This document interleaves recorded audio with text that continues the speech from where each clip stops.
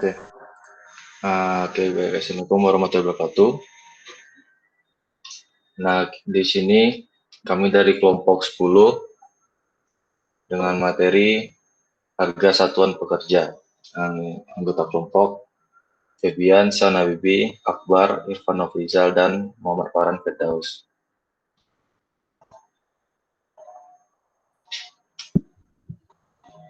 Nih, Nah, untuk pengertian dari harga satuan pekerjaan itu ialah jumlah harga dan upah tenaga kerja berdasarkan perhitungan analisis. Ini screen-nya ada. Oh, bentar Pak.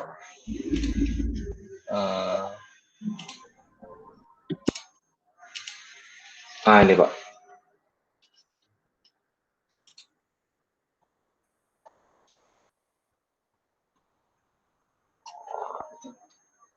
Nah, dari ini harga satuan itu kan tentunya berbeda-beda di setiap daerah. Jadi untuk menghitung harga satuan itu kita harus ngecek juga di harga pasar itu bagaimana, dan juga target dari kita yang kita inginkan itu seperti apa aja, sehingga dapat meminimalisir biaya yang kita keluarkan untuk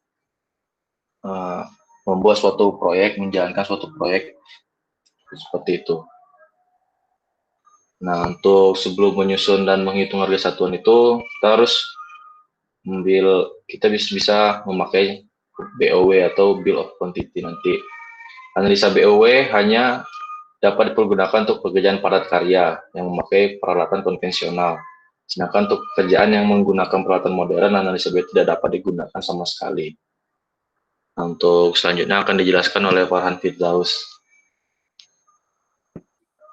ya, ini contoh cara menghitung harga satuan pekerjaan untuk 1 meter kubik pasangan batu kali dengan campuran 1 semen 4 pasir. Daftar harga satuan bahan, batu kali Rp6.000 per meter kubik, semen 4.500 per sak, pasir 6.000 meter kubik, 6.000 per meter kubik. Daftar harga satuan upah, tukang batu 3.500 per hari, kepala tukang batu 4.000 per hari, pekerja 2.500 per hari, mandor 3.500 per hari. Next. Ya, sumber harga satuan bahan dan harga satuan upah didapat di pasaran tempat lokasi pekerjaan akan dilaksanakan. Sedangkan harga satuan pekerjaan didapat dari analisa bahan dan upah sesuai dengan komposisi pasangan batu kali dengan campuran 1 semen dan 4 pasir. Ya, itu. Lanjut ke Irfan Nofrizal.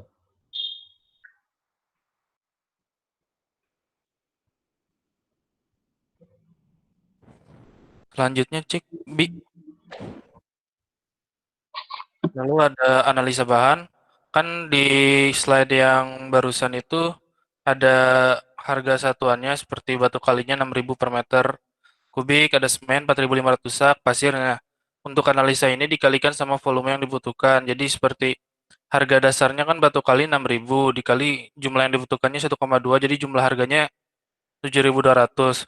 Nah, jumlah harga satuan bahannya itu dijumlahkan dari semua yang bahan atau material yang ada. Jadi total jumlah yang dibutuhkannya 28.653.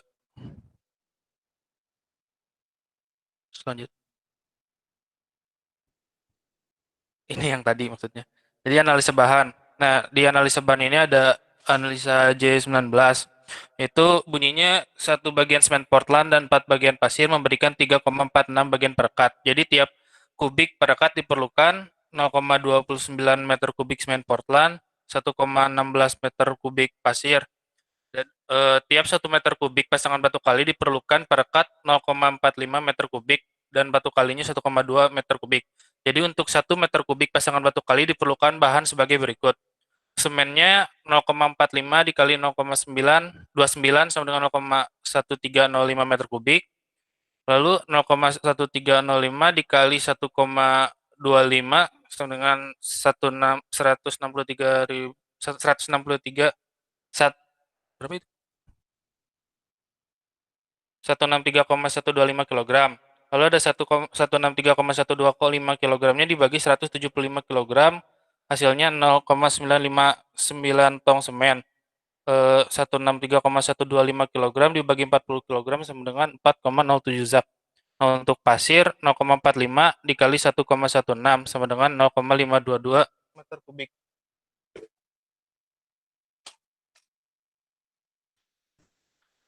Eh, untuk analisa upah akan dijelaskan oleh Muhammad Febian. Nah, balik ke analisa upah. Analisa upah adalah suatu pekerjaan adalah menghitung banyaknya tenaga yang diperlukan serta besarnya biaya yang dibutuhkan untuk pekerjaan tersebut. Nah, dalam analisa upah kali ini kita memakai analisa G32A. Indeks tenaga kerja untuk 1 meter kubik pasangan batu kali itu adalah sebagai berikut. Yang pertama ada 1,2 untuk tukang batu, terus 0,12 untuk kepala tukang batu, terus 3,6 untuk pekerja, terus 0,18 untuk mandor. Nah, di sini ada tabel, itu ada tabel upah, terus satuannya, harga besar, terus jumlah yang dibutuhkan, terus jumlah harga.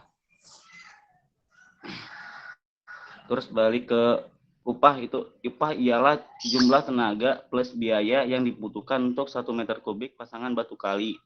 Jika persamaan analisa G32 di atas kita sederhanakan untuk 100 meter kubik pasangan batu kali, maka persamaan menjadi 100 dikali 1,2 itu sebesar 120 untuk tukang batu, terus 100 dikali 0,12 untuk 12 kepala tukang batu, terus 100 dikali 0,3 3,6 itu buat 360 pekerja. Terus buat mandornya itu 100 dikali 0,18, jadi totalnya 18 mandor. Terus tentu biaya yang dibutuhkan akan menjadi 100 dikali 14.310, jadi sebesar 1.431.000.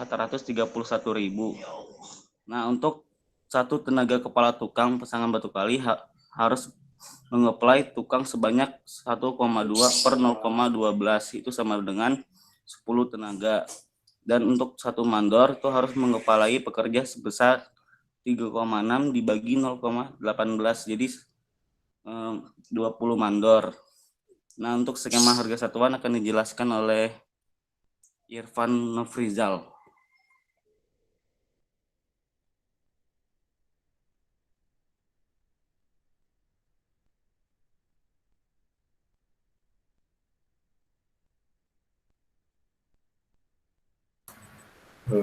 Mikrofonnya kayaknya masih mute.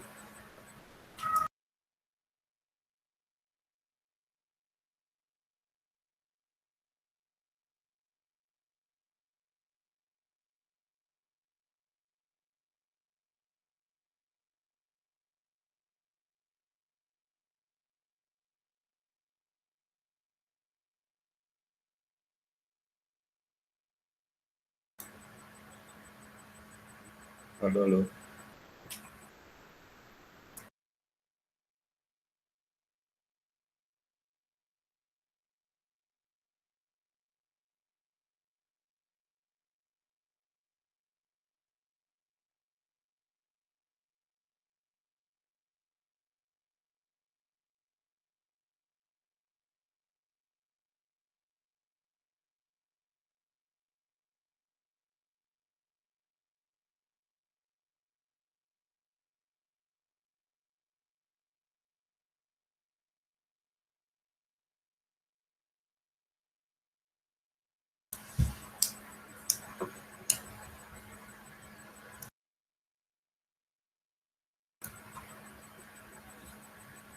Halo, ada orang?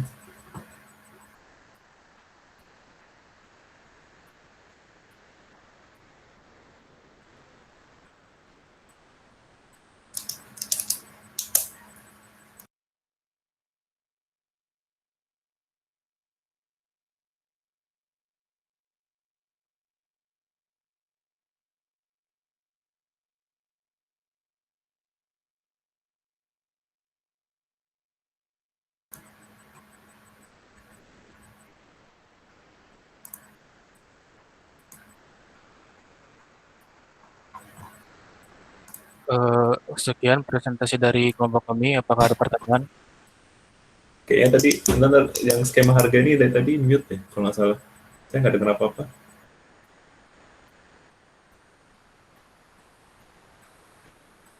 Halo,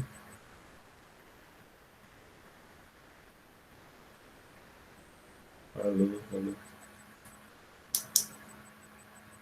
Halo, apa ya Pak? Gimana? Jadi untuk yang uraian harga satuan pekerjaan, sebagaimana yang telah dijelaskan terdahulu bahwa analisis ialah ketentuan umum yang ditetapkan oleh Surat Keputusan Dirboh tanggal 28 Februari. Di bawah ini diberikan harga satuan pekerjaan. Yang pertama ada harga satuan bahan yang dikalikan analisis bahan akan menjadi bahan, dan harga satuan upah yang dikalikan analisis upah akan menjadi upah. Nah, apabila bahan dan upah menjadi ditambahkan akan menjadi harga satuan pekerjaan. Jadi kesimpulannya harga satuan pekerjaan sama dengan bahan ditambah upah. Eh, jadi yang dimaksud dengan uraian harga satuan pekerjaan ialah menguraikan masing-masing harga satuan pekerjaan. Baik.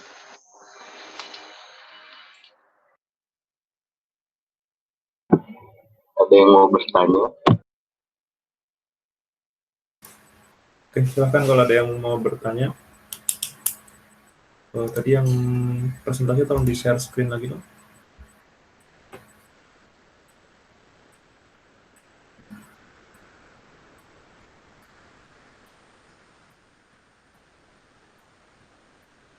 Oke, silahkan yang mau bertanya.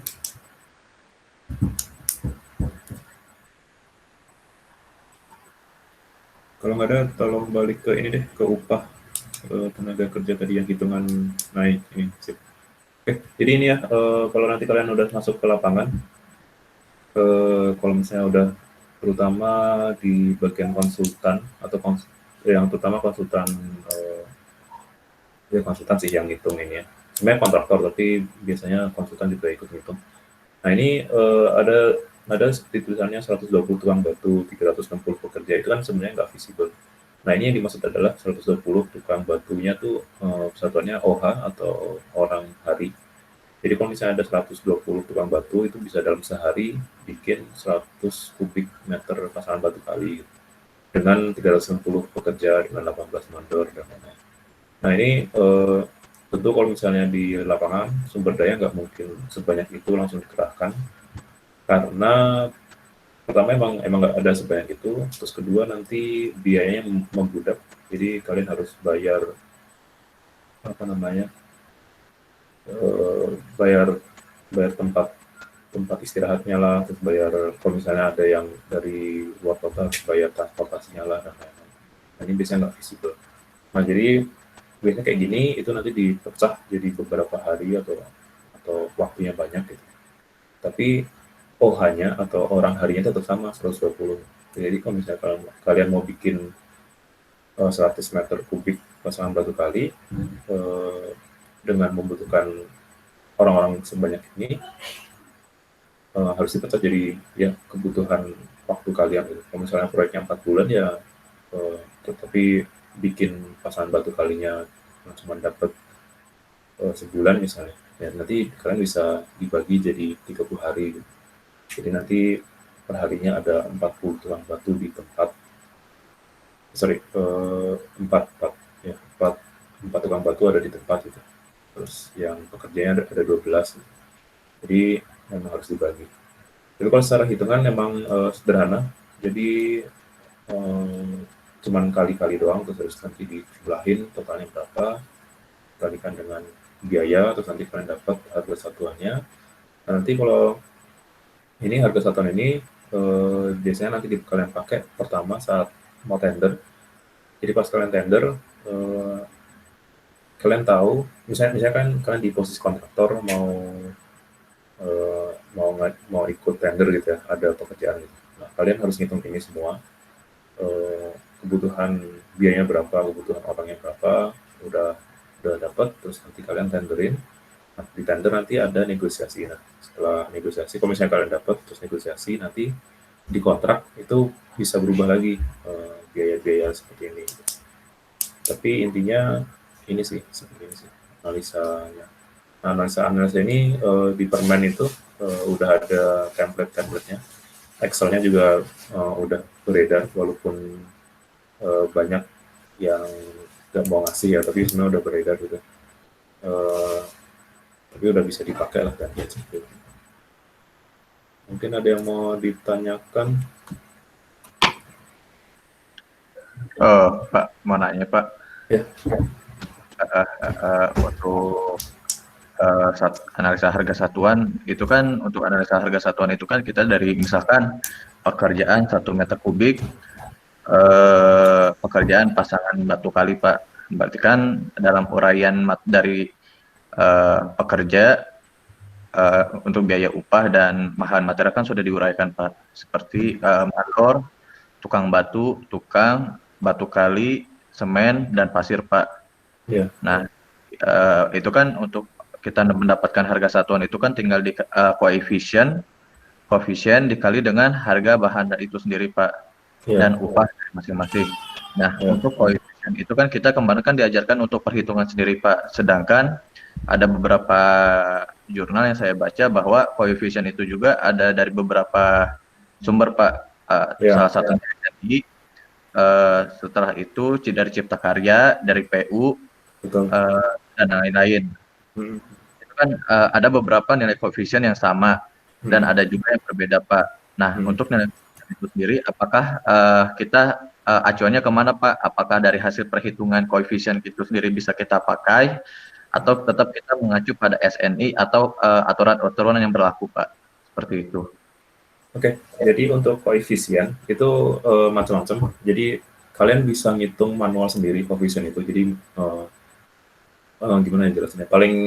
Paling sederhana, walaupun banyak kerjaan, itu kalian ngecek di lapangan.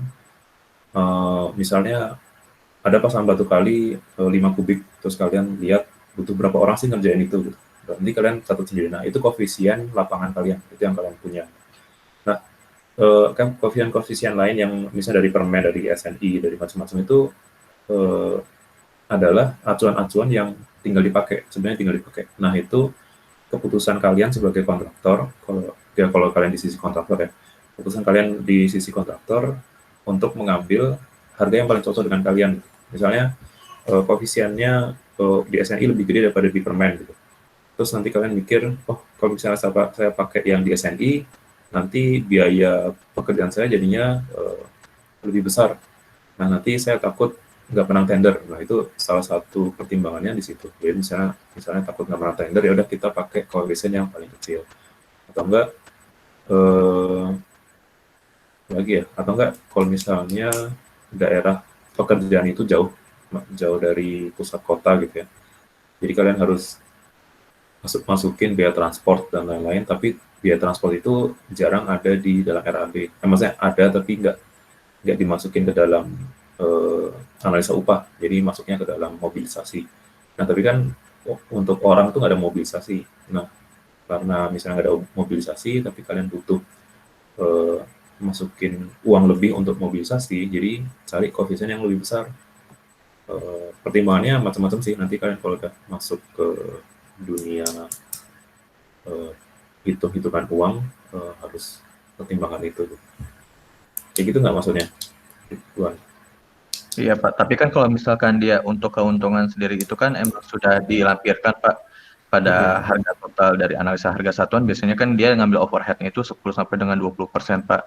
Tapi saya juga pernah diskusi ya dengan salah satu teman, katanya bahwa untuk koefisien dari analisa harga satuan itu tidak boleh dirubah Pak, karena kan itu sudah ketentuannya dan itu sudah termasuk dari perjanjian antara perkumpulan kontraktor Pak. Bagaimana Pak? Untuk faktor yang ininya koefisiennya sih Pak, karena kan emang koefisien ini banyak nilainya Pak, entah dari pihak Cipta Karya, dari PU, dari SNI dan lain-lainnya Pak. Ya, kalau untuk perjanjian antar kontraktor saya kurang tahu ya, itu mungkin udah masuk ke ranah yang Gitu ya. Tapi kalau untuk koefisien itu biasanya nanti ngambil yang sering dipakai di tempat, misalnya tendernya di mana gitu. Misalnya tendernya di Bandung, ya kita pakai koefisien yang sering dipakai di situ sih. Oh Tapi gitu. kalau kecuali nanti kalau ada pekerjaan yang luar biasa gitu, nah itu harus masih koefisien soalnya masih bisa di ini kok. Masih bisa dirubah Pak ya? Iya, bukan hal yang saklek gitu ya. Oh iya Pak. Terus tadi ini untuk apa namanya, keuntungan sama overhead itu 10 sampai 15 yang, jadi kayaknya nggak ada yang 20 deh kalau yang peraturan yang baru. Oh Yang berarti 10. yang peraturan baru 10-15% ya Pak ya? Iya. Oke. Ya. Ada lagi pertanyaan? Terima kasih Pak. Yuk.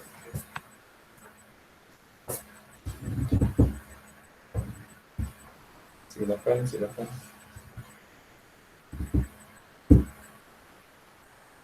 Kalau nggak ada, jangan lupa absen. Pertama itu, terus kedua, minggu depan quiz. Ketiga, nanti tolong ini yang presentasi kirim ke saya. Terus apa lagi ya?